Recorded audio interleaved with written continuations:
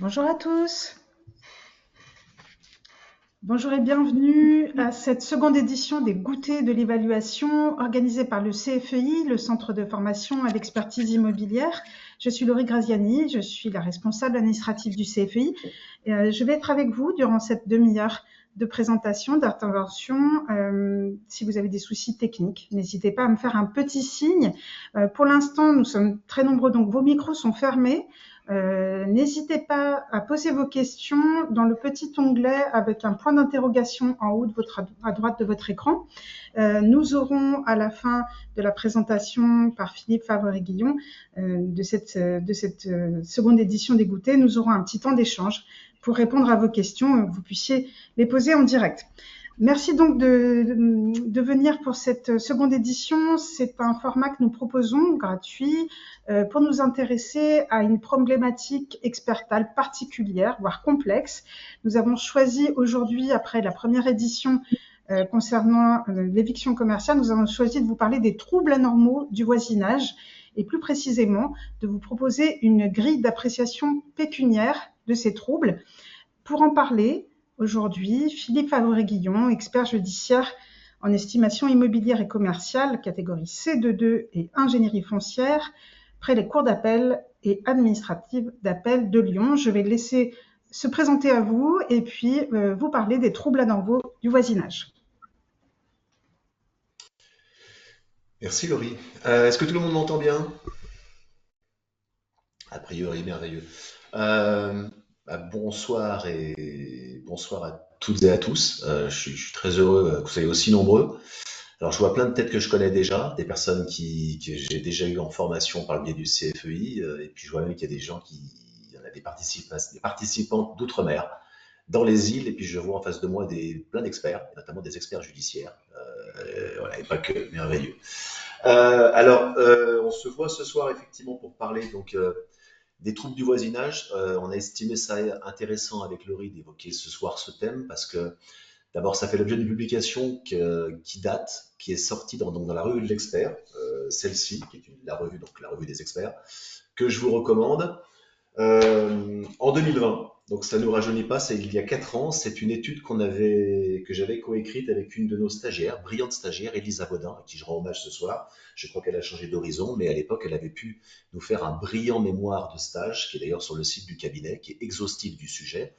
Et on a résumé donc son mémoire de stage, qui fait à peu près 50 pages, en une petite dizaine de pages, donc qui formait cette étude parue dans la revue Expert. Et donc cette même étude, on l'a synthétisée ce soir pour en parler. Donc c'est le deuxième thème des goûters de l'expertise à 17 heures. Ce que je vous propose, c'est qu'on va parler pendant à peu près 30 minutes. J'espère que je m'y tiendrai, je suis très bavard, sur ce thème. Après, on peut avoir un petit temps d'échange. Et puis ce qui est intéressant, c'est surtout d'échanger et puis de voir peut-être vos avis. Alors, on pourra peut-être pas avoir tous les avis parce que je vois qu'il n'y a pas loin de 100 personnes en ligne, donc ça va faire un peu beaucoup d'avis. Donc, on pourra toujours échanger par mail sur votre façon d'apprécier les choses parce qu'on a essayé, nous, dans l'étude qu'on avait faite avec Elisa, euh, comment dire, d'un peu de caractériser le propos et de faire en sorte que ça parte pas dans tous les sens, parce que le sujet des troubles du voisinage, c'est vraiment, c'est un double sujet. C'est un sujet en valeur vénale, en ce qui nous intéresse, en expertise immobilière, de définition de valeur vénale et locative, mais c'est aussi un sujet juridique. Et avant de chiffrer quoi que ce soit, il faut déjà que le juge caractérise la normalité. Donc voilà, donc c'est vrai que on peut effectivement voir passer des rapports avec des minorations, des abattements très très très élevés. Il faut jamais oublier qu'à un moment donné, ça ne peut pas excéder le préjudice total, puisque le juge peut aussi ordonner la démolition. Donc il y a toujours une limite quand même dans les pourcentages qui sont considérés. Ce qu'on va voir ce soir, donc en résumé donc, de la petite étude que vous trouverez, qui est sur le site du cabinet, qu'on a bien sûr complété des jurisprudences les plus récentes pour la mise à jour du support, qu'on va à tous vous livrer et vous adresser si vous le souhaitez, mais je crois que Laurie, on l'envoie à tout le monde à la fin des goûters, toutes les personnes qui nous ont renseigné de leur adresse mail. Ce qu'on va voir ce soir, c'est rapidement la notion, bien sûr, alors, bon, évidemment les troubles du voisinage et une proposition de grille d'appréciation pécuniaire des troubles. C'est une théorie des troubles du voisinage qui est une théorie prétorienne, c'est quelque chose qui a été inventé au fil du temps et qui est vraiment, ce qu'on constate nous, considérablement en expansion. On est très très souvent sollicité pour chiffrer ça. Alors, bon ou mauvais escient, On a tout eu. On a effectivement des vrais troubles. On est intervenu sur des sujets où on a eu un cas près de la, si je ne dis pas de bêtises, c'était à Antibes ou à Golfe-Juan, d'une personne qui avait acheté un appartement dans une petite copropriété, toute petite, et puis qui s'est retrouvée du jour au lendemain avec un immeuble pierre et vacances construit autour de lui, autour de sa copropriété. Le tout, enfin, précisément parlant, à 6 mètres 02, avec le balcon de son voisin à 6 mètres du sien. Et évidemment, les appartements qui étaient en face étaient loués en Airbnb, notamment pendant le festival de Cannes et puis tout l'été. Donc vous imaginez les voisins, on passe d'un calme absolu à un voisin qui se trouve à 6 mètres précisément de vous, sur sa terrasse, l'été, parce qu'on est sur la Côte d'Azur, et le tout avec un immeuble qui formait un L et qui encerclait complètement l'intégralité de sa terrasse. Donc, promiscuité, sentiment un peu d'enfermement, le bruit, tout y était. Voilà, la visibilité, tout y était. Donc là, c'est sûr que ça a pu emporter, c'est un sujet sur lequel nous on est intervenu en tant qu'expert amiable, qui a fini au judiciaire, et une consoeur judiciaire qui est peut-être derrière la caméra ce soir, que je ne citerai pas, mais a retenu exactement le même pourcentage d'abattement que celui qu'on avait préconisé. Ce qui fait plaisir, ça ne veut pas dire qu'on a raison, mais ça veut surtout dire que si on apprécie de façon objective le trouble du voisinage, au moins avec ma consoeur, on était à peu près d'accord pour arrêter notre conclusion à 30% de décote, ce qui est quand même juste énorme sur un actif immobilier qui, avant l'implantation de l'immeuble, donc Pierre et Vacances, je dis Pierre et Vacances, mais ça pourrait être n'importe qui d'autre, avait quand même un peu pour partie aussi la vue sur la mer, laquelle vue a été occultée par la construction de l'immeuble. Donc ce qu'on va voir ce soir, donc, c'est effectivement l'évolution un peu de cette théorie, c'est voir quand le juge consacre le trouble du voisinage, parce que c'est pas systématique. On va s'intéresser brièvement donc à la notion de voisin et de voisinage, nécessairement, la notion d'anormalité, ce que j'ai évoqué à l'introduction, et puis, une fois qu'on a caractérisé la normalité, quelles sont les nuisances? Il y a plusieurs nuisances qu'on peut retenir, mais il n'y en a pas 50 non plus. Il y a le trouble sonore, évidemment, qu'on connaît tous. Il y a le trouble olfactif, ça existe aussi, l'implantation d'une décharge municipale à côté de son bien, et les décisions judiciaires qui ont été rendues sur ce sujet. Il y a le trouble visuel, vous savez, notamment le trouble qui est en vogue et les plaintes actuellement majoritairement censées, c'est la perte d'ensoleillement. On a perdu un peu de lumière, alors on attaque son voisin, classique. Et puis enfin, le trouble sanitaire qui peut exister, parce que on peut voir édifier à côté de chez soi une antenne de téléphonie mobile. On peut avoir aussi un pylône de haute tension. Voilà, ce genre de choses peut caractériser des troubles du voisinage. On verra qu'une fois qu'on a caractérisé donc ces troubles, on s'intéresse bien sûr à la notion de valeur vénale. Alors vous êtes tous des experts en immobilier, je ne vais pas vous faire l'affront de vous rappeler ce que c'est que la valeur vénale, mais il n'y a pas que la valeur vénale qu'on chiffre, il y a la valeur vénale et puis il y a aussi la valeur locative. Parce que le trouble, il peut entériner donc une perte sur la valeur du bien, mais il peut y avoir le temps de la réalisation d'un certain trouble, le temps de l'édification de l'immeuble. Donc on peut avoir les travaux qui sont également à mesurer, et pour ce faire, on peut valoriser tout ça en perte donc de valeur locative. On verra sur les éléments d'appréciation du trouble, pareil, ce qu'on a essayé d'expliciter, de catégoriser, la périodicité, excusez-moi, donc la fréquence, l'intensité du trouble, parce que tous les troubles ne sont pas les mêmes. On peut avoir plus ou moins de bruit, on peut avoir une éolienne qui fait plus ou moins de bruit également. Voilà, donc tout ça, c'est à apprécier en pourcentage in fine, et l'incidence enfin du trouble. Deux choses, donc traduction pécuniaire des troubles, moins-value de l'immeuble, on le chiffre en valeur vénale, je vous l'ai dit, et le préjudice de jouissance, lui qui se chiffre en valeur locative. Et enfin, et donc c'est ce sur quoi on pourra débattre, bien sûr, parce que c'est ce qui nous intéresse, comment est-ce qu'on peut apprécier précisément les différents pourcentages, sachant qu'on ne peut pas aller jusqu'à 100% de décote, puisque 100% de décote, ça emporterait la démolition du bien, et ce serait beaucoup plus simple. Donc il faut nécessairement, à un moment donné, je pense, limiter la décote sur un bien. Ce qu'on a proposé, vous verrez en fin de support, en conclusion, donc notre proposition de grille d'appréciation pécuniaire, donc des troubles du voisinage, ça n'est bien sûr qu'une proposition. Par contre, c'est une proposition qui est fondée sur la jurisprudence, parce qu'on peut partir dans tous les sens, on peut proposer des gros abattements, mais à un moment donné, il y a un juge qui est quand même là pour tempérer les parties et tempérer le demandeur. Donc on a vraiment la grille qu'on propose, c'est une grille qui est basée sur à peu près une centaine de décisions judiciaires. Alors on n'a pas tout étudié, vous le savez, on n'a pas accès à tout, on a accès aux décisions rendues, enfin aux arrêts principalement qui sont rendus en appel, mais on n'a pas forcément accès en France à toutes les décisions de première instance, donc on n'a pas l'exhaustivité du sujet. Ça pourrait bien sûr être complété, on pourrait faire une énorme étude statistique, et puis c'est un sujet qui va s'affiner au fil du temps. Mais voilà, je pense que c'est vraiment les troubles du voisinage, c'est vraiment au-delà de l'appréciation en valeur vénale de notre métier, c'est vraiment quelque chose qui était raccordé à la jurisprudence, parce qu'il faut pas, je dirais, je pense aussi dans un souci de crédibilité des rendus d'experts, des rendus de nos rendus, de nos propositions de décote, il faut peut-être pas des fois aller trop loin et puis prendre de la hauteur pour se dire voilà, est-ce que vraiment cette nuisance-là impacte à ce point la valeur du bien et le tout, comme je le rappelle régulièrement quand on dispense dans le cadre du CFEI le module sur l'évaluation des biens résidentiels, le tout étant toujours compensé par la pression foncière. Plus il y a de pression foncière, moindre est la décote. Si on est en milieu rural avec pas du tout de pression foncière et qu'on a une nuisance, tout de suite cette nuisance elle devient criante. On ne voit que ça, on n'entend que ça, on ne sent que ça. En ville, avec une pression foncière très élevée, nécessairement le bruit, on y fait moins attention parce qu'on a l'habitude de la discuter. Euh, la proximité des voisins, c'est pareil. Le fait que les voisins jouent de la guitare, la fenêtre ouverte l'été, on s'y fait aussi. Des choses auxquelles on ne peut pas s'habituer quand on vit dans un milieu résidentiel pavillonnaire. Enfin, je vous dis ça, c'est très concret. J'habite moi-même dans une maison, dans un pavillon à 10 km de Lyon. Il y a des choses que je ne tolérerais pas. Des choses que je ne tolérais pas et que je constate tous les jours quand je sors du cabinet l'été avec des voisins qui ont tous la fenêtre ouverte et qui jouent de la musique, qui jouent de la guitare, qui jouent du violon, qui jouent du piano ou qui mettent les watts à fond. Voilà, ça dérange moins de monde que moi, en l'occurrence, quand je me retrouve dans ma maison au calme, à 10 km de Lyon, au milieu des champs, le soir. Voilà. Donc, tout ce sur quoi on pourra débattre à la fin, c'est un vrai sujet.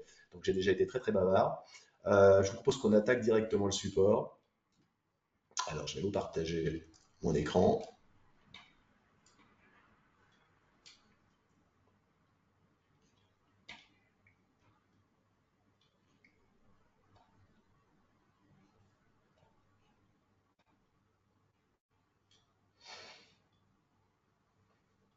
Alors, ça va venir, mais il y a un peu de latence.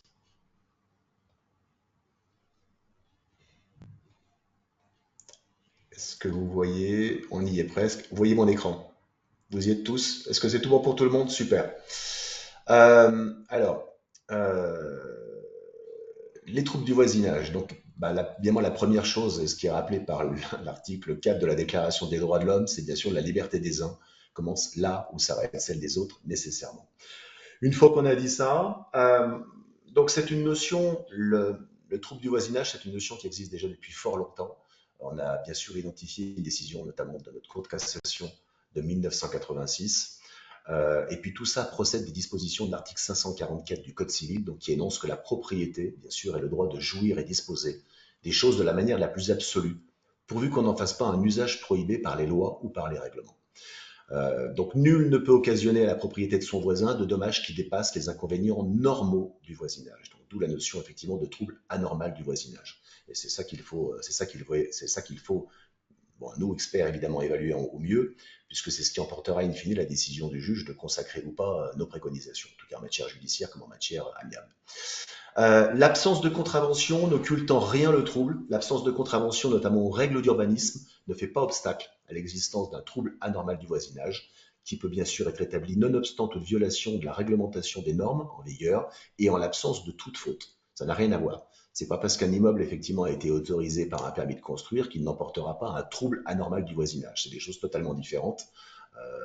C'est vraiment cette notion d'anormalité qui s'impose à la fin. Le juge, bien sûr, quoi que nous on préconise dans un rapport, il est souverain pour consacrer le trouble et le faire cesser. Nous, en tant qu'experts évaluateurs, bien sûr, on n'a qu'un avis sur une éventuelle décote, mais c'est le juge qui consacre ça et qui consacrera ça, pardon, in fine.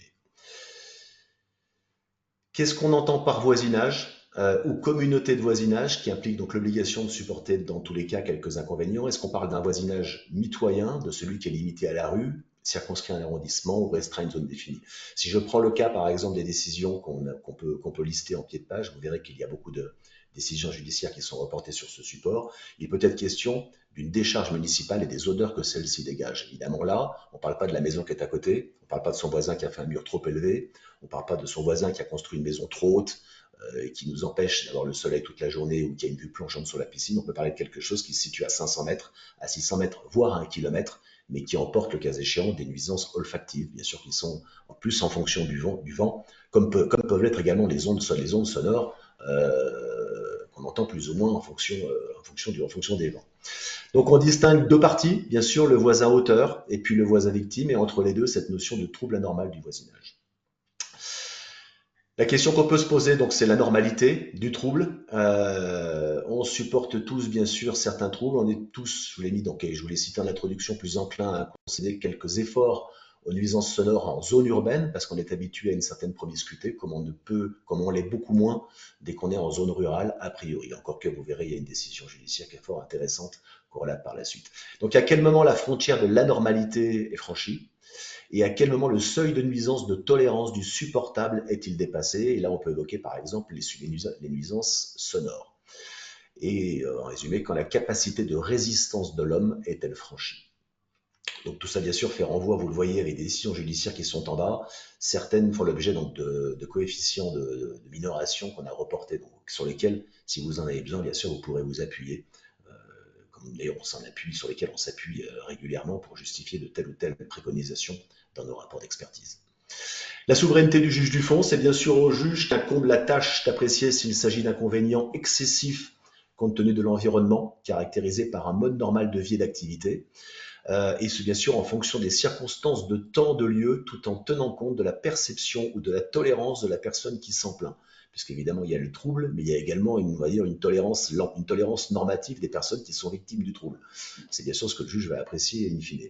Donc le juge objective le trouble sur la base des éléments du demandeur, à qui il incombe d'établir la situation préexistante à la nuisance et celle nouvelle de l'action du voisin.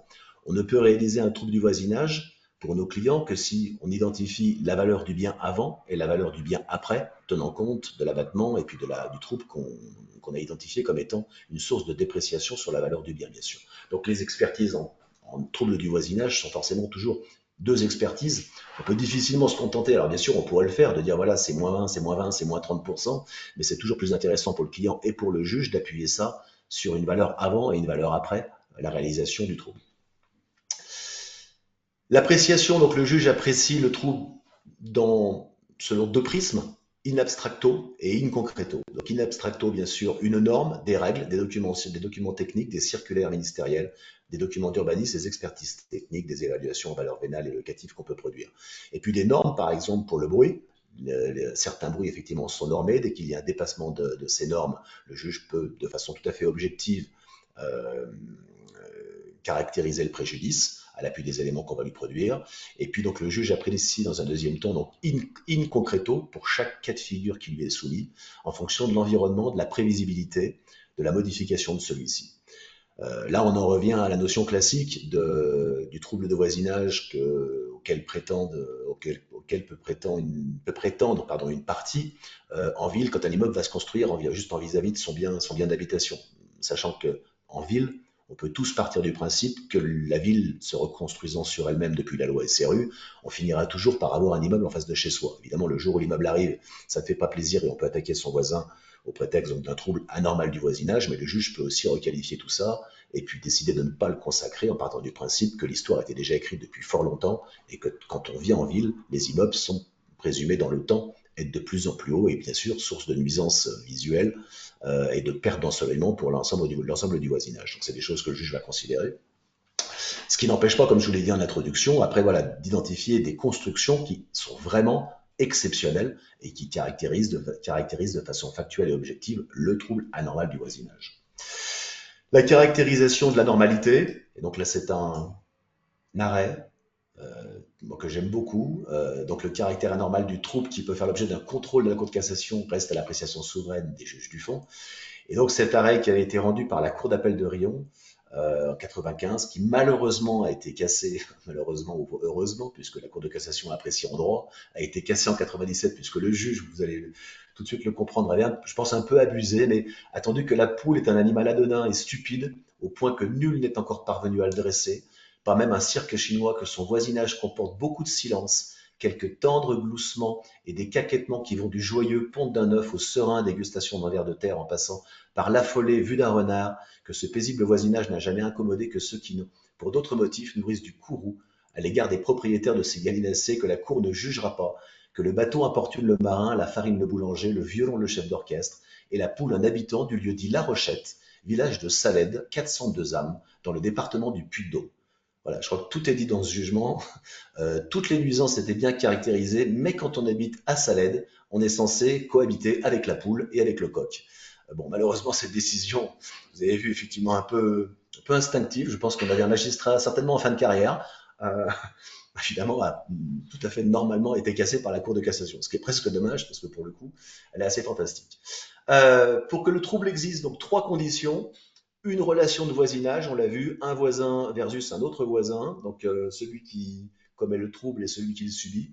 L'existence d'un trouble et d'un préjudice, et entre les deux, un lien de causalité entre le trouble et le préjudice actuel et excessif. Voilà, c'est ça qui caractérise le trouble du voisinage. Donc vous l'avez sous les yeux, on a illustré le propos par quelques petits dessins pour synthétiser le propos. Et on va classer, alors nous on a identifié 4 troubles. Si vous en avez trouvé d'autres, avec grand plaisir, mais on n'en voit que 4 a priori, ce qui est déjà pas mal. Le trouble sonore, le trouble olfactif, visuel et sanitaire. Voilà, sanitaire, ce qui malheureusement c'est ce qui n'est pas forcément tangible, sauf quand il est trop tard.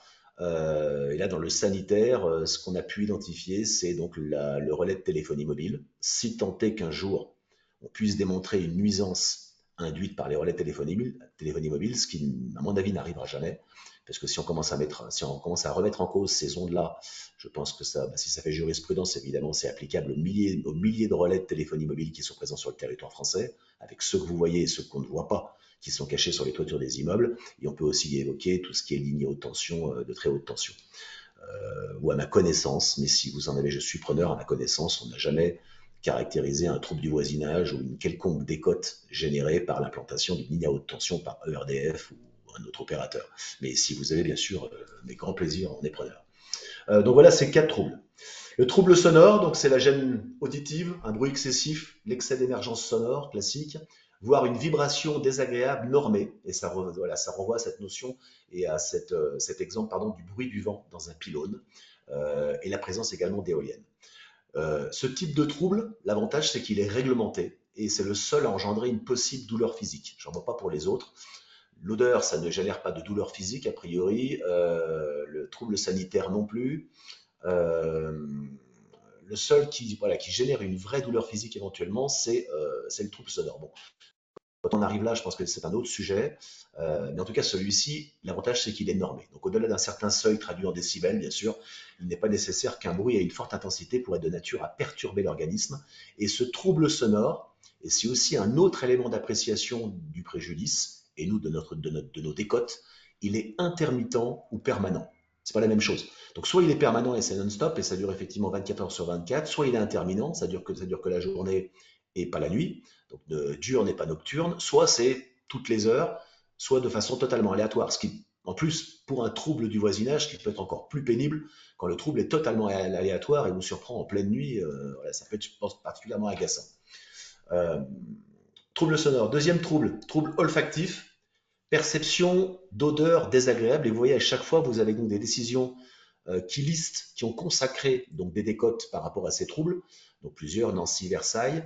Odeurs désagréables, donc pestilentielles, de puanteur, d'œufs pourris, de nature à provoquer des nausées, et par exemple un tas de fumier à 1 mètre du fond voisin. Donc là, j'imagine c'était un tas de fumier qui était installé de là de façon récurrente euh, par un voisin qui n'appréciait pas, voilà, pas lui-même son voisin juste d'à côté.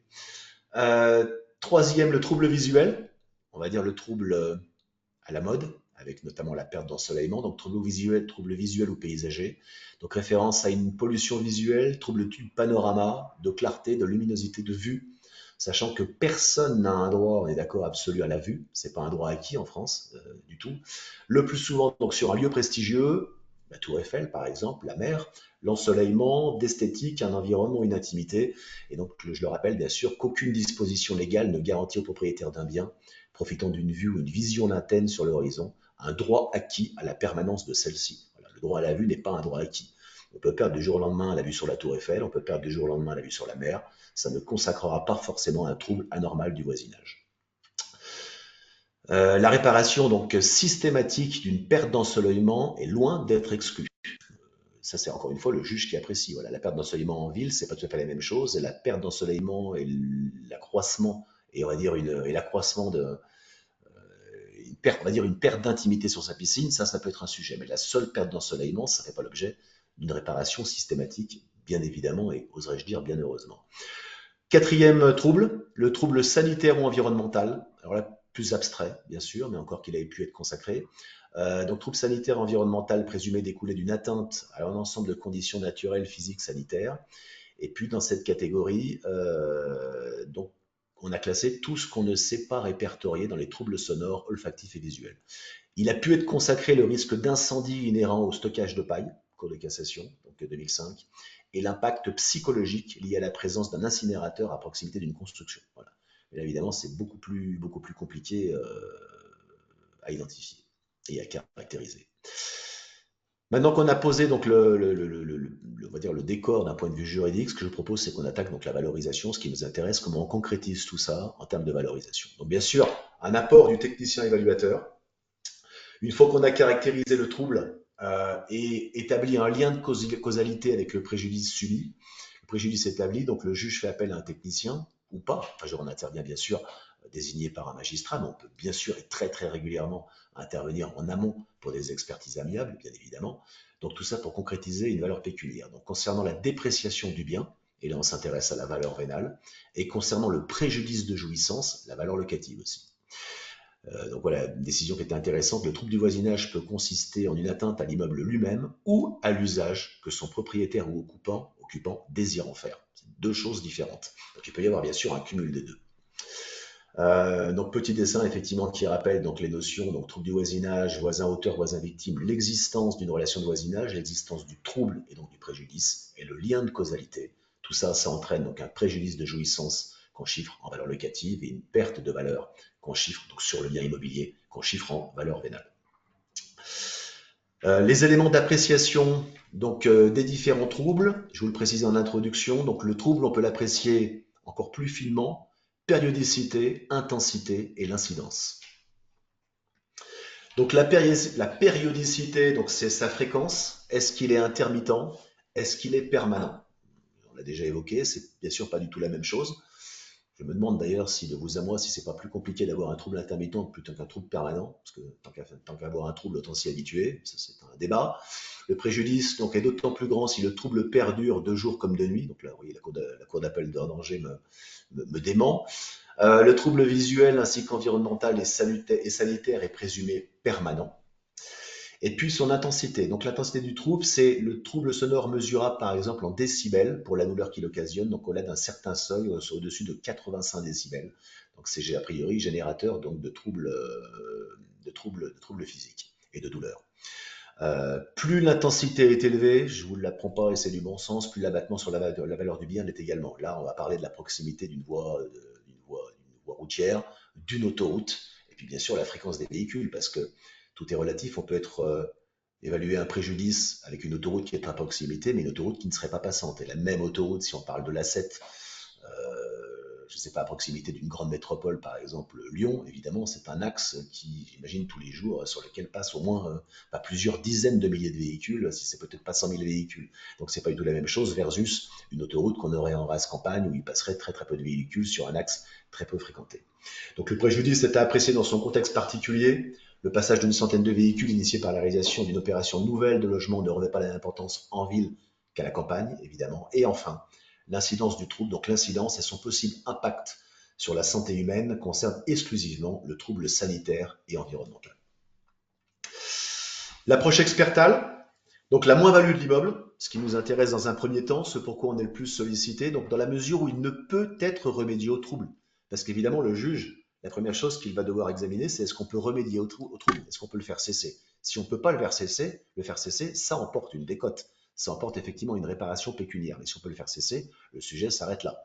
Donc dans la mesure où il ne peut pas être remédié au trouble, notamment via la réalisation de travaux, un mur anti-bruit, ou même l'arrêt effectivement du trouble ordonné par le magistrat, il est quantifié donc un ou plusieurs abattements, traduisant donc outre l'illiquidité du capital, l'impact pécuniaire sur la valeur vénale de l'immeuble, qu'on va exprimer en pourcentage d'abattement. C'est le plus simple. Alors, en tout cas, c'est comme ça qu'on procède le plus souvent. Bien sûr, les pourcentages vont emporter à la fin une somme concrète en espèces sonnantes et trébuchantes, mais avant toute chose, évidemment, c'est une décote exprimée en pourcentage. La nécessité de comparaison des valeurs avec donc des biens, enfin je veux dire avant et sans le trouble. Donc la démarche technique impose nécessairement de comparer les valeurs vénales avant l'existence du trouble sur la recherche donc de comparables. Enfin là, on en revient évidemment à toutes nos méthodes classiques, hein, méthode par capitalisation, méthode par comparaison, méthode seul plus construction. Combien vaut le bien avant le trouble et quel impact et quelle décote je vais lui appliquer in fine pour en arriver à quelle dévalorisation. Donc sur la base d'une étude approfondie bien sûr du marché local en tenant compte des caractéristiques de l'immeuble et de son environnement, c'est ce que nous rappelle d'évidence la Cour d'appel de Caen en 2009. Le process, c'est la détermination en 1 donc de la valeur vénale du bien, abstraction faite du trouble, c'est du bon sens. Et deuxième étape, valeur vénale du bien moins l'abattement. L'expert relève que la modification objective et défavorable de la vue et de l'éclairement est de nature à entraîner une diminution de la valeur du bien. Cette diminution s'applique bien évidemment à la valeur totale de l'immeuble, cour d'appel de Chambéry, comme elle a pu nous le rappeler en 2010.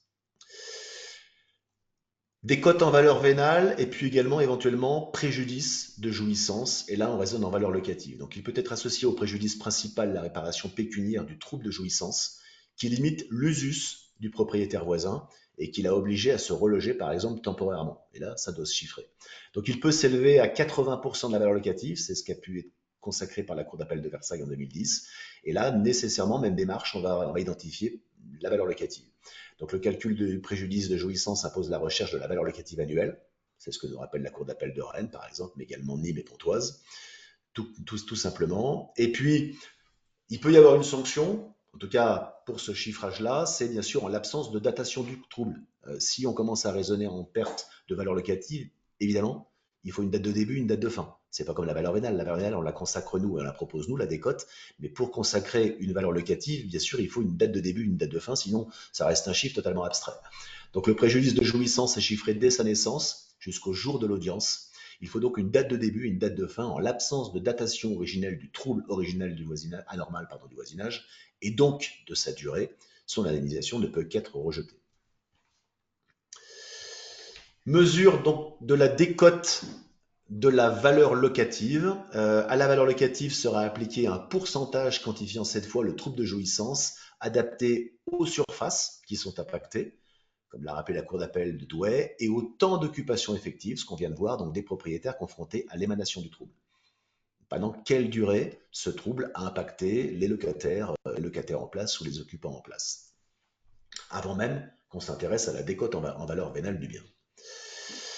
Et donc, par rapport à tout ça, et je suis à peu près dans les temps, voilà, on a pu proposer, donc dans cette revue expert, numéro du mois de décembre 2020, auquel vous avez donc tous accès, je le rappelle, vous avez bien sûr tous accès à cette publication sur le site donc, du cabinet et donc de notre cabinet, donc Fabriguian Expertise, et puis vous avez également accès à la source de cette étude, donc au brillant mémoire de notre, à l'époque, stagiaire, donc Elisa Bodin, où vraiment vous en aurez encore beaucoup plus que ce qui a pu être résumé dans l'étude expert. On avait, voilà, sur la base d'à peu près une centaine de décisions judiciaires, on a pu proposer ces décotes-là.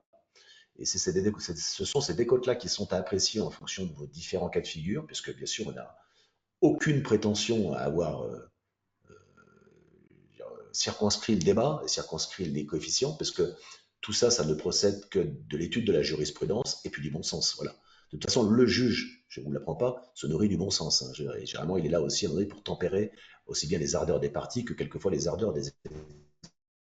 Donc, trouble sonore, trouble olfactif, trouble visuel que vous avez sous les yeux, avec dans un premier temps la fréquence, excusez-moi, la périodicité, périodicité décomposée en fréquence, intermittence, permanence, ce que vous avez sur la gauche, et puis la durée jour-nuit. Est-ce que c'est toute la journée? Est-ce que c'est la nuit aussi? Est-ce que c'est les deux? Deuxième point d'appréciation, on l'a vu tout à l'heure, l'intensité, et le troisième, l'incidence. Et à chaque fois, vous allez voir, par exemple, si je prends la fréquence, donc sur la ligne de la fréquence,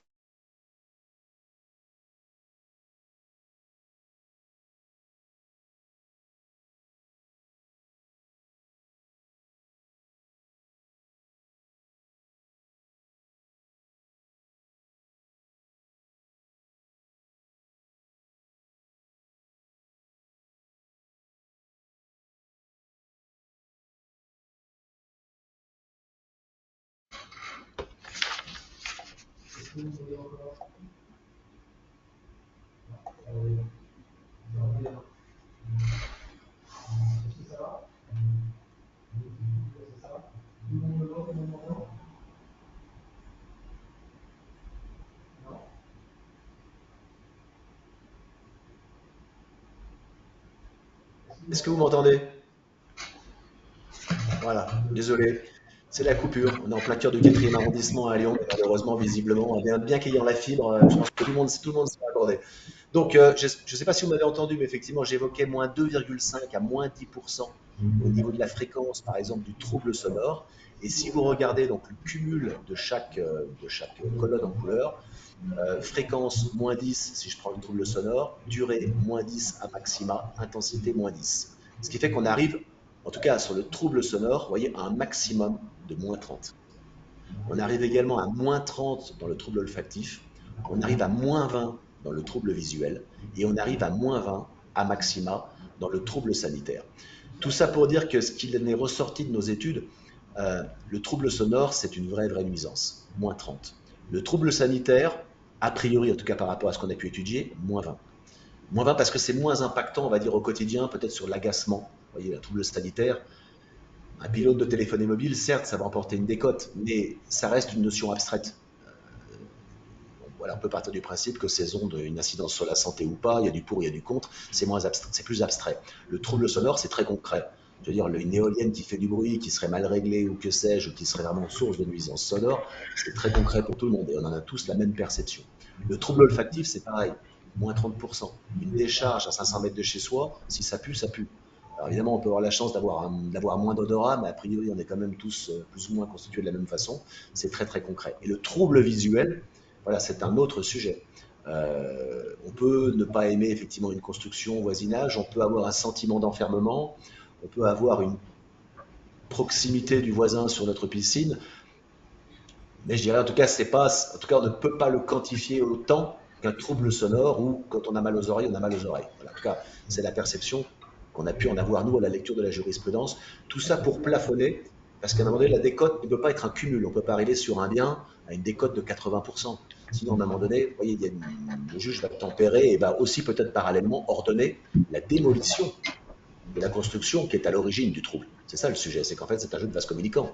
Si du côté de la personne qui est impactée, le trouble est trop grand, le juge peut très bien dire, voilà, ça coûte moins cher que le reste de l'immeuble qu'on vient de construire, parce que la décote sur la maison qui est construite à côté, qui fait 1000 mètres carrés, qui est absolument magnifique, va emporter 500 000, 600 000, 700 000 euros de décote, alors que le bien qu'on doit démolir lui coûte 300 000.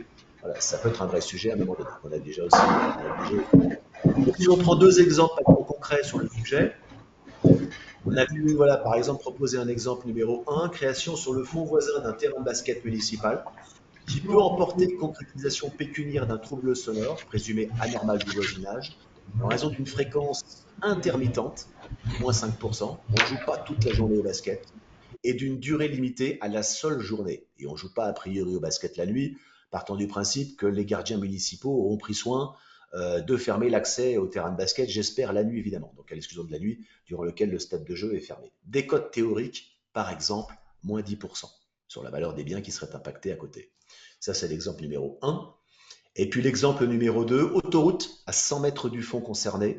On a un trouble sonore, bruit des véhicules, qui peut être toutefois atténué par des barrières anti-bruit, que prennent soin maintenant les sociétés d'autoroutes à édifier, là où effectivement ça peut gêner les voisins, ne serait-ce que pour se prémunir lors de la réalisation à l'origine, voilà, de toutes les plaintes du voisinage, légitime d'ailleurs. Visuel, vue sur la voie en aval, on peut aussi avoir la vue sur la voie, parce qu'évidemment on peut être en aval, on peut être en amont, excusez-moi, de cette voie autoroutière et toute la journée voir passer les véhicules, ce qui évidemment n'est pas très sympa si avant on avait une vue dégagée sur un champ. Et enfin, nuisance olfactive, pourquoi pas, odeur d'échappement. Donc les troubles ne sont pas cumulés mais appréciés en fonction de leur importance respective. Nuisance sonore, pour cet exemple, on pourrait la retenir à hauteur de moins 15. C'est quand même très concret, une autoroute avec les bruits des voitures, pour peu en plus que le vent renvoie tous ces bruits en direction du bien impacté. Permanente la journée mais atténuée la nuit, plus trouble olfactif léger aussi, moins 2,5. Donc des codes théoriques, pourquoi pas dans ce cas de figure, moins 32,5% sur la valeur du bien. Encore une fois, ce sont deux cas d'école qu'on a imaginé pour la circonstance pour mettre en œuvre, on va dire, notre grille. Mais vous avez dans le support, vous l'avez vu, toutes les décisions qui sont citées et vous avez sur pas mal de décisions et que vous retrouverez dans l'étude, dans sa version PDF, donc parue dans la revue Expert, des abattements concrets qui sont proposés donc à la fin de l'étude. Ou si je vous les montre effectivement rapidement, voilà, il y a ces 2 pages qui sont ici, donc dans l'étude de la revue Expert, vous avez 2 pages entières de décotes chiffrées. Donc, qui peuvent permettre, à un moment donné, quand on a un cas de figure qui se présente, de troubles sonores, de troubles olfactifs ou de troubles visuels, et pourquoi pas des trois, au moins d'avoir des décisions judiciaires à laquelle se raccrocher. Et puis l'avantage de pouvoir s'y raccrocher, c'est que bien sûr elles sont explicitées, donc ça permet quand même de mieux étayer ces rapports dans l'intérêt évidemment de la partie qui nous sollicite. Je vous l'ai dit, voilà, tout ça, ça renvoie, et je suis à peu près dans les temps, même pile poil dans les temps, tout ça, ça renvoie donc à cette publication dans la revue Expert, où en plus on avait très gentiment, la revue Expert avait fait une page de garde, une page de couverture, parfaitement raccord avec l'étude, qui est assez sympa d'ailleurs. Voilà, si vous souhaitez en savoir plus, et je vous ai tout dit, en tout cas tout ce que nous savons, tout ce qu'on a pu étudier jusqu'à maintenant sur ce sujet des troubles du voisinage. Si vous avez des questions, c'est avec grand plaisir d'échanger sur le sujet. Je ne sais pas si vous en avez. Alors, je ne sais pas si dans le chat, il y a des questions, peut-être. Oui. Ah, bon, il n'y a plus de son. Effectivement, dans le chat, c'était il n'y a plus de son. Ça, je m'en suis douté, j'ai bien compris. Je n'avais plus d'image non plus. L'étude, Magali posait la question. L'étude, elle est disponible. Donc, alors, l'étude, elle est téléchargeable sur le site du cabinet Fabre-Reguillon Expertise. Vous avez toutes les publications du cabinet. Et vous avez cette étude en téléchargement intégrale. Et vous verrez, juste avant ou juste après, vous avez voilà l'étude complète, le mémoire complet d'Elisa Bodin, notre stagiaire, vraiment brillant mémoire, qui est bien plus complet que l'étude, où l'étude voilà, résume le propos. Mais elle dit encore bien plus de choses, et il y a une vraie étude de fond sur, sur notamment l'aspect juridique des troubles anormaux du voisinage. Et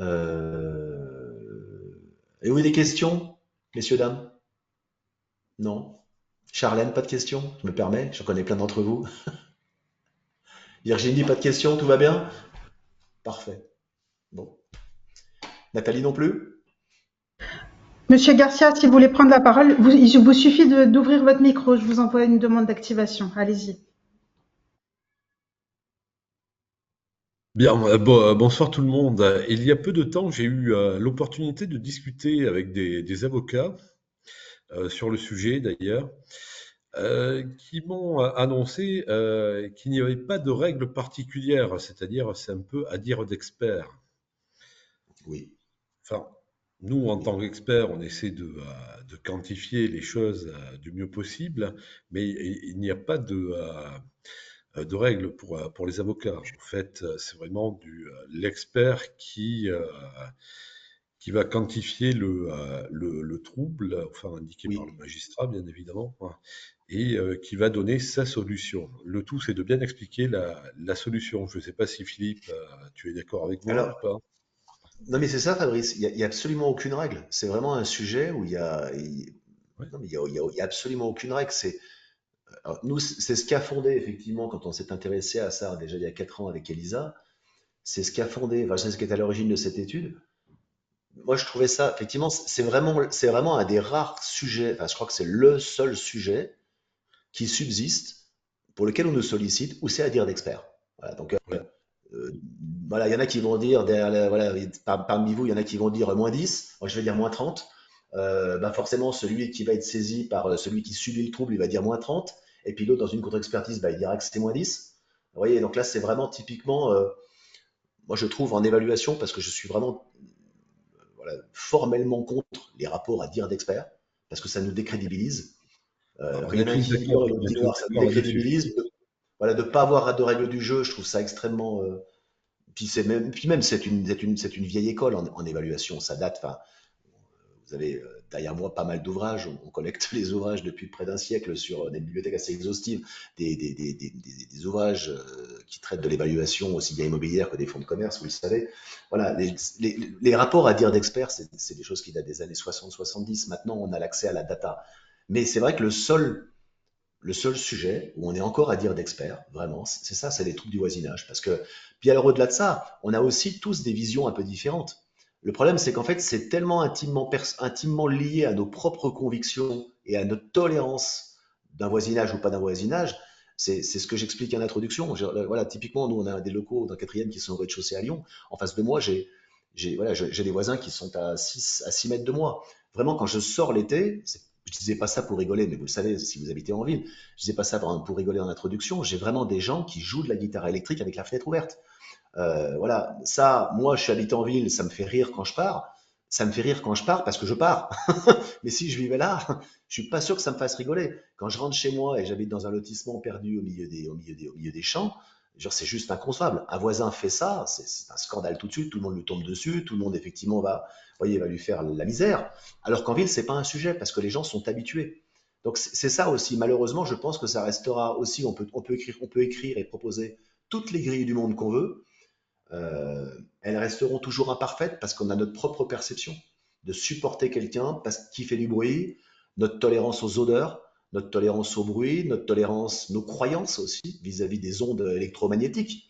Je veux dire, moi je sais que j'ai été saisi plusieurs fois en amiable pour des clients qui voulaient, d'ailleurs, et qui effectivement nous ont demandé de quantifier des troubles du voisinage parce que SFR, parce que Bouygues avait construit à côté de chez eux une antenne de téléphonie mobile.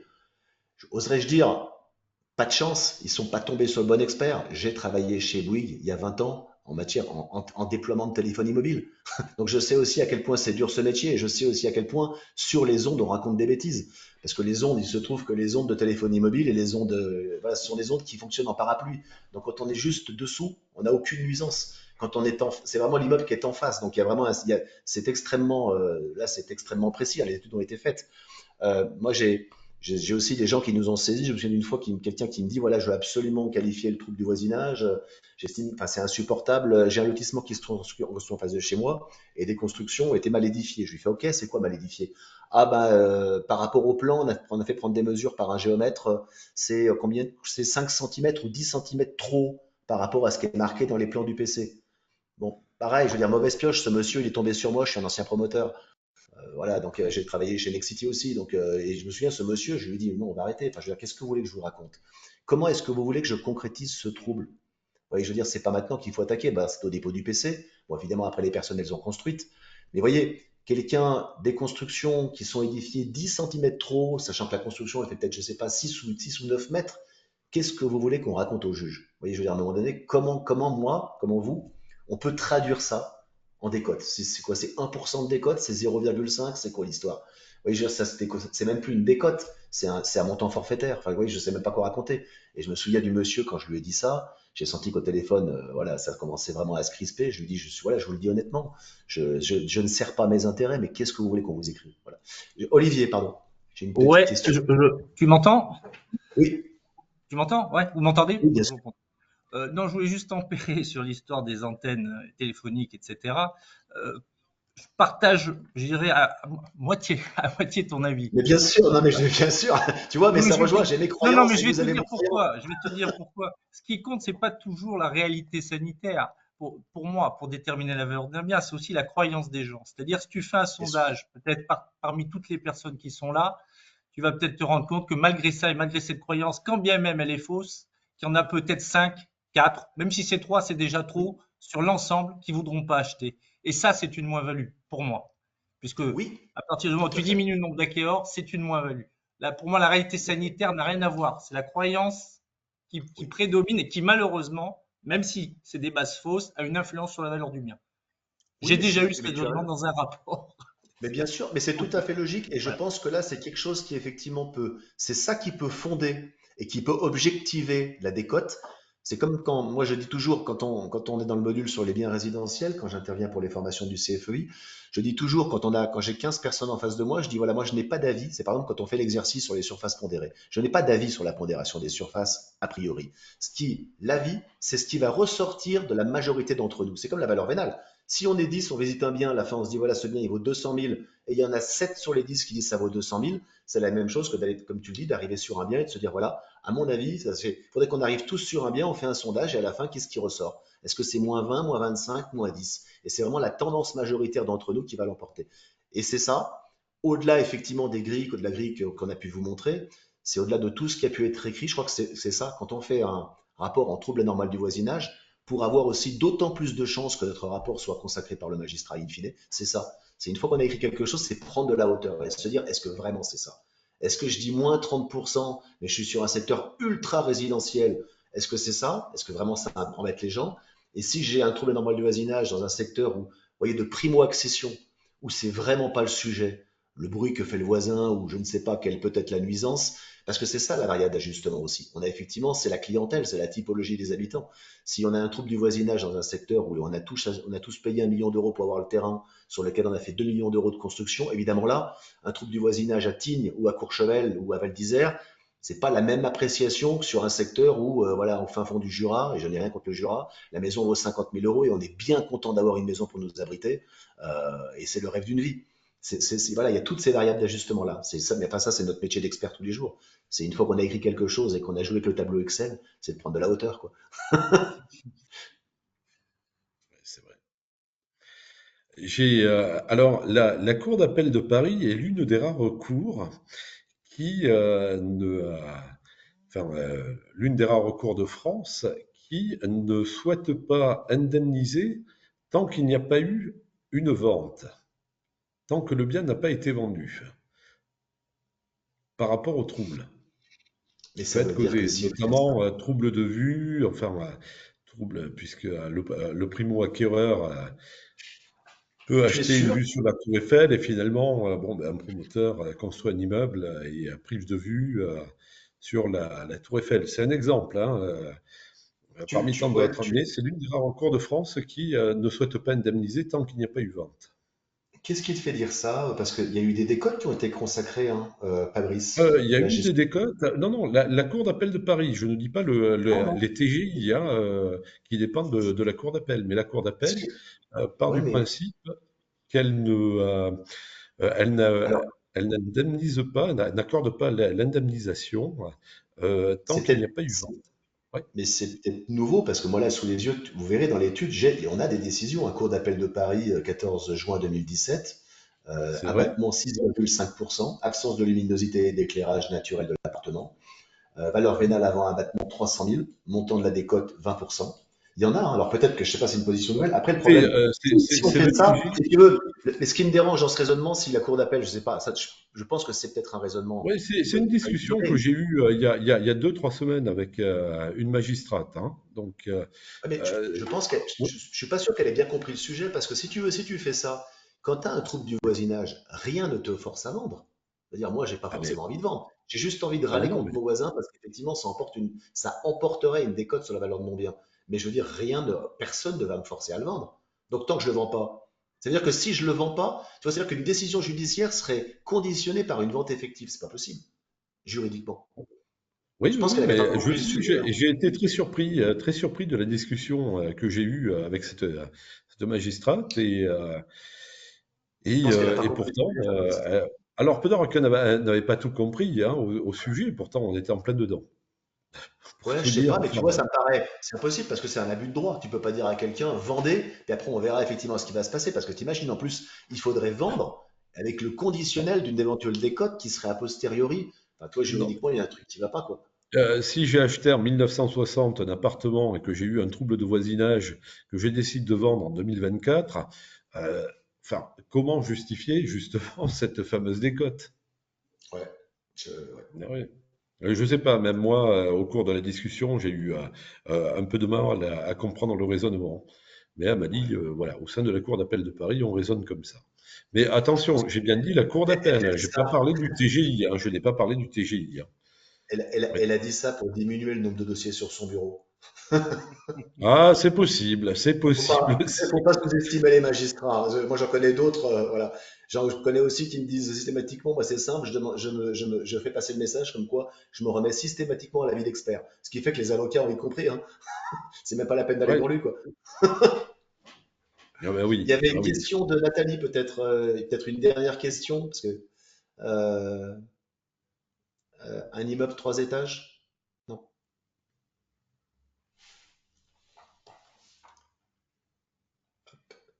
je sais pas si vous avez. J'ai une question Ouais. concernant un phénomène qui est assez récent, enfin qui est récent, qui se développe de plus en plus, c'est les pompes à chaleur sur les immeubles. et l'impact sur le voisinage, alors que ces pompes respectent tout à fait les normes en termes de bruit, mais la nuit, quand tout est calme et tout, le bruit, la sensation de bruit n'est pas le même. Est-ce qu'il y a déjà des décisions dans le domaine? Non, que j'ai pas identifié. Mais encore une fois, on a accès, donc voilà, malheureusement, vous savez, on a accès qu'aux décisions, qu'aux arrêts. Généralement, on n'a pas accès. Alors quoi qu'on en dise, parce que on nous dit qu'effectivement la justice met tout en ligne, c'est pas vrai, hein. Les décisions de première instance, on n'y a pas accès, pas encore. Ça dépend des tribunaux. Je veux dire, à Lyon, par exemple, il est hors de question d'avoir des décisions de première instance. Donc on a décision qu'aux arrêts sur les bases classiques, doctrine, LexisNexis, Dalloz, j'en passe des meilleurs. Donc peut-être, hein, voilà, dans cette étude, on n'a pas la prétention d'avoir listé, malheureusement, on aurait bien aimé tout ce qui a pu se passer dans le domaine, mais on n'a accès qu'aux arrêts. Bon, alors après, vous me direz, ça enlève aussi, l'avantage, c'est que ça peut aussi enlever, quand on a accès aux arrêts, quand on étudie la jurisprudence, ça peut aussi enlever tous les écueils, tous les errements, et peut-être aussi des fois toutes les erreurs des juges de première instance, parce qu'on a vu passer des décisions de première instance plus que farfelues, donc c'est toujours bien des fois d'aller en appel et de peut-être de n'étudier que ce qui ressort en appel, où on a déjà purgé voilà, tout ce qui était un petit peu limite par des juges. Bon, là, on n'est pas entre juges, on n'est pas en maître magistrat, vous n'êtes pas des magistrats, mais voilà, vous savez qu'il y a certaines, voilà, c'est progressif, on corrige les erreurs au fur et à mesure, c'est pour ça qu'il y a 3 degrés quand même. Est-ce qu'il y a une autre question éventuellement? Oui, Philippe, il y a la question de Nathalie qui a perdu son micro, donc je vais vous la lire. Ah, Elle a le cas d'un immeuble de 3 étages construit accolé à une maison en R+1. Les fenêtres de l'immeuble s'ouvrent au niveau des fenêtres de la maison, vue directe et vue oblique, et de plus, il y a une perte d'ensoleillement. Sa question, peut-on moduler le pourcentage du trouble visuel? C'est ça, Nathalie, c'est bon? mais le moduler comment, par contre, le moduler? Parce qu'on va forcément le moduler, Nathalie. Oui, c'est sûr qu'avec les mains, c'est compliqué, hein. Surtout, je n'ai pas tellement voilà, la langue des signes, ça viendra un jour, mais peut-être pas. Non, mais alors. 15% vue directe et oblique. Mais en fait, il n'y a pas de règle, Nathalie. Je veux dire, c'est vraiment. Moi, j'ai vraiment ce cas de figure qui m'avait marqué parce que c'est vrai que c'est rare. Vous savez, quand on rend un rapport d'expertise, d'abord, bon, c'est rare qu'on suive le dossier, c'est rare qu'on sache ce qui se passe après. Les avocats nous en informent pas forcément. Moi, j'ai vraiment eu ce sujet. euh, voilà, ce sujet que je vous citais en introduction où là, voilà, on a assisté la partie jusqu'au moment. Alors, la décision judiciaire va tomber. Jusqu'au moment où l'expert judiciaire, donc on a assisté, je veux dire, la partie avec l'expert judiciaire qui se trouve être une consoeur, et voilà, je pense qu'on s'apprécie tous les deux, et donc il se trouve qu'elle a retenu exactement le même pourcentage que nous. Donc, bon, pour tout vous dire, cette consoeur est, voilà, bon, il y a un expert amiable qui dit -30, nous, il y a une expert judiciaire qui est désignée qui dit -30, je vois pas comment le juge va dire autre chose que -30, a priori ça va être un peu compliqué. Donc ça devrait être retenu. Tout ça pour dire que là, c'est à l'appréciation de chacun, mais tempéré, parce qu'on s'est dit juste avant, le bon sens. Voilà. Moi, j'ai l'immeuble que je voyais, que j'ai visité. Il faut vraiment imaginer un immeuble en R+1 dans une toute petite copropriété qui est à 50 mètres de la route qui borde la Méditerranée à Juan-les-Pins ou à Golfe-Juan, je ne sais plus, un des deux, peu importe. Euh, Vue un peu, enfin une vue, je sais pas, un angle de 40 degrés sur la mer. La personne perd cette vue sur la mer. Bon, ça, à la limite, quand on habite sur la Côte d'Azur, à un moment donné, on sait quand même qu'il y a un immeuble qui va s'édifier devant chez vous. Si on n'a pas la première, si on n'est pas en première ligne par rapport à la mer. Donc ça, c'est pas tellement ça. Nous, ça a été un des éléments d'appréciation, mais c'est pas ça qu'on a vraiment retenu. Ce qu'on a retenu, c'est peut-être ce que vous avez identifié, Nathalie. C'est vraiment l'immeuble qui se construit précisément à 6,02 m avec le balcon de notre client et le balcon du voisin en face, avec des gens Airbnb tout l'été qui font la fête avec la musique, parce qu'évidemment c'est des jeunes, tant qu'à faire, peut-être pas que des jeunes, mais en tout cas tous les jeunes, et je me mets à leur place quand j'avais 20 ans, on va faire du bruit et on n'a que faire du voisin qui a 80 ans en face, parce qu'évidemment à 20 ans on pense qu'on est éternel et on peut créer toutes les nuisances du monde. Euh, mais voilà, 6,02 m pris au laser, et puis ce sentiment d'étouffement avec un immeuble qui est en plus avec 2 niveaux de plus, et le tout en L. Donc un énorme sentiment d'étouffement, et quelqu'un qu'on voit à 6 mètres de chez soi. C'est pour ça qu'à la fin, je veux dire, voilà, objectivement, nous, on a retenu moins 30. Je sais que j'ai même retenu moins que ma consoeur, c'est ça qui m'a sidéré. On était à -25 ou -30, et ma consoeur, elle a retenu plus que 30% de décote, ce qui est énorme. 30% d'un bien, c'est un tiers de sa valeur vénale. On parle quand même d'un bien qui se situe, je veux dire, dans tous les cas, même si effectivement il a perdu sa vue, à 50 mètres de la Méditerranée. C'est juste énorme. Mais objectivement, c'était trop. C'était vraiment, vraiment trop. C'était trop près.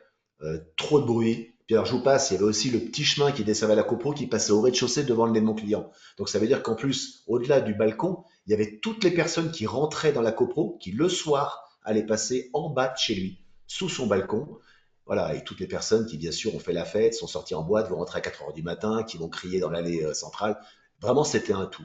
Tout ça, ça emportait -30. Voilà. Mais voilà, et tout ça pour dire aussi que je me souviens d'avoir eu cet échange avec l'avocat. On produit le rapport qui nous dit j'ai bien aimé votre pré-rapport. Non, c'était pas un pré-rapport, c'était un rapport. C'est pas pareil. Ce serait bien d'écrire moins 50. J'ai dit, maître, faut quand même pas pousser. Enfin, je veux dire, déjà -30, c'est énorme. Je crois qu'on avait écrit -25. Voilà, plus je réfléchis, plus ça s'affine. Je crois qu'on avait écrit -25. Je dis -50. Rendez-vous compte, -50. Soyons sérieux, on va aller en judiciaire. Et je crois qu'on a bien fait. Enfin, on a bien fait parce que vraiment, moi, intimement, j'étais persuadé de -25. Voilà. Quelqu'un pourrait dire -30. Et ma consoeur, étonnamment, a dit encore plus que nous. Donc voilà, c'était une conviction commune, en tout cas au moins à deux experts, un expert de parti que nous avons été, donc on aurait pu nous soupçonner de partialité, et une experte judiciaire, alors là pour le coup qui est forcément impartiale, en plus c'est une très grande professionnelle largement reconnue sur le secteur. Voilà, je pense que ça va apporter la conviction du juge, donc j'ai vraiment hâte que cette décision soit rendue, bien sûr dans l'intérêt de notre client, quoi. Juste une petite observation. Oui, Allô? il y avait pas de relais de téléphonie mobile, Olivier, hein. Ah, tu m'entends pas? Oui, c'est ça. On en reparlera. Ou Non, non, peut-être, mais mais caché. non, en tout cas, enfin, ce qui est important aussi, c'est avant la naissance de tout trouble, lorsqu'on est amené à faire l'évaluation, même je dirais d'un appartement, d'étudier les règles d'urbanisme, de l'environnement. Si on a une parcelle de terrain qui est à côté, etc., quand bien même l'immeuble futur n'existe pas, quand bien même le projet n'existe pas, le seul fait qu'il puisse y avoir un immeuble parce que les règles de l'urbanisme l'autorisent, etc., pour moi, doivent être prises en compte aussi dans l'estimatif, afin d'être de se projeter de cette possibilité-là, fait qu'il y a une moins-value d'ores et déjà, si tu veux. C'est-à-dire, Olivier, Bah, ce que je dis, avant même que l'immeuble existe, que tu aies le trouble oui. visuel, etc., la possibilité que cet immeuble existe dans l'avenir doit être déjà envisagée Oui, dans l'appartement que tu dois évaluer, dans l'immeuble existant, lorsque tu fais une estimation. pour, voilà, pour mieux apprécier la décote. Et effectivement, Bien sûr, c'est ce que mais fait le dès le juge dans départ, son appréciation. mais avant même qu'il y ait un trouble, lorsque tu évalues un immeuble dans une copropriété, un appartement dans une copropriété, pardon, euh, si tu as un terrain qui est à côté et tu as étudié les règles d'urbanisme et tu sais qu'il pourra à l'avenir, dans 2 ans, 3 ans, 5 ans, parce que les règles d'urbanisme autorisent la construction des immeubles, etc., j'intègre d'ores et déjà cette possibilité de trouble futur dans la valorisation de l'appartement qu'on me demande d'évaluer. Puisque la Ah vue que oui, j'ai sur le moment bien n'existera sûr, peut-être plus dans 3 ans ou 4 ans. bien sûr. Et c'est C'est ce aussi qui ce que va justifie apprécier le aussi juge. lorsque c'est juste ce qui justifie pardon, je termine juste, lorsque le trouble arrive, que les juges ne reconnaissent que des moins-values qui ne sont pas substantielles, parce que nul n'est censé ignorer la loi. À l'époque où j'avais acheté cet appartement, déjà il y avait ce risque là de voir un immeuble construit sur la parcelle à côté. C'est ça que je veux dire, c'est que Ah mais tout à fait, bien sûr. D'ailleurs, c'est ce qu'on disait tout à l'heure, c'est ce que va apprécier le juge, voilà, in abstracto. Est-ce qu'à un moment donné, déjà du départ, l'histoire était écrite et que vous saviez voilà, pertinemment qu'il y avait un immeuble c'est qui allait ça. s'édifier devant chez vous, donc venez pas râler maintenant, vous le saviez quoi. Voilà. Bien sûr, complètement. Vous êtes en secteur ultra dense, bah forcément, vous allez avoir un immeuble en face de chez vous. Puis alors, l'histoire a été écrite, c'est bien sûr ce que va apprécier le juge. Mais après, la latitude dans tout ça, c'est, voilà, ok, il y avait un immeuble qui devait se construire devant chez nous, mais le problème, et on en revient à ce que je disais, c'est que cet immeuble, il s'est construit à 6 mètres, alors qu'il aurait pu Et être là, dans ce édifié à 10 cas-là, oui, mètres. bah, c'est Et grossier, là, parce que c'est voilà, et là, c'est vraiment une maladresse. En l'occurrence, dans le bien cas qui sûr. m'intéresse, ce cas qui m'a marqué, c'était, je pense, du départ, une grosse maladresse du promoteur qui n'en avait que faire. Et je me souviens bien de cette réunion totalement surréaliste où, bien sûr, ça arrive a posteriori, hein. L'immeuble, il est fini, il est livré, tout va bien, il y a des gens qui vivent dedans. Et je me souviens, donc, la partie étant convoquée, c'est un responsable de programme qui arrive. C'était surréaliste. Il arrive à la réunion judiciaire, il pose une question, il regarde l'expert judiciaire, il dit: je fais quoi ici? Ah bah là, vous aurez vu, là, moi, ma tête, évidemment, je défendais l'autre partie, j'étais juste à la limite d'éclater de rire. Ma consoeur, qui est pas, bon, qui est plutôt quelqu'un d'assez rigide, qui l'a regardé d'ailleurs de dire, mais tu n'aurais pas pu réviser ta copie. Mais vraiment, voilà, on a demandé à un développeur d'arriver, et puis c'est arrivé, je fais quoi? C'est quoi le sujet? Bah, le sujet, c'est que vous allez vous prendre pour peut-être 100 000 euros de préjudice qui vont vous tomber dessus, que vous n'avez pas vu venir, et vous allez gentiment dire à votre patron chez Bouygues, bah voilà, que la prochaine fois, c'est donc c'est Bouygues qui l'avait édifié, je crois. Il y avait une histoire avec Bouygues. Voilà, la prochaine fois, il faudra construire plus loin, quoi. Ou faire un peu plus d'attention, ou imaginez qu'il y a un voisinage qui peut vous tomber dessus quand vraiment, vraiment, c'est trop. Et là, c'était trop. Voilà. Et donc, on en revient effectivement à cette anormalité. Parce que sinon, il y a plein de sujets, nous, on intervient, on ne sait pas trop quoi raconter, quoi. Voilà. Laurie, je vous laisse la parole. Peut-être pour clore. Oui, merci à tous. Merci à tous pour votre participation à cette seconde édition des Goûters. Vous êtes encore plus nombreux que pour la première édition et beaucoup moins nombreux, je l'espère, que pour la prochaine. Je vous l'annoncerai bientôt. La prochaine édition aura lieu le 11 février. Elle concernera les différents effets impactant la valeur locative. Je vous transmettrai le support et puis le replay de cette intervention. Merci encore et je vous souhaite une très bonne soirée. Merci. Et merci à vous tous pour vos questions. Ça fait un peu avancer le débat. Très belle soirée à vous tous. À bientôt. Merci, bonne soirée, cher. Bonsoir. Merci. Bonsoir à tous.